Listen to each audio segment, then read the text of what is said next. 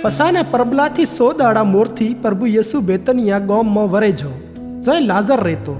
આ ઈ જ લાઝર હતો જેને પ્રભુ યેસુએ મરલામાંથી જીવતો કર્યો હતો. અહીંયા પ્રભુ યેસુ હારું હોંજનું ખાવા તૈયાર કર્યું.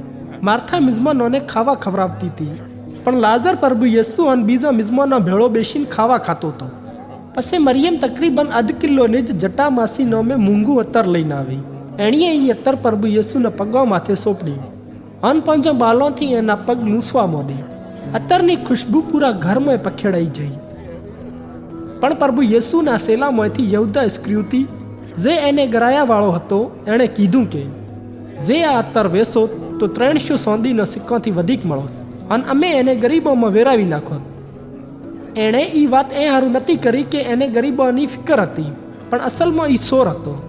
એકન પૈસાની જે થેલી રહેતી એ એમાંથી પહોંચી મરદીથી કોઈક પૈસા કાઢતો પરા.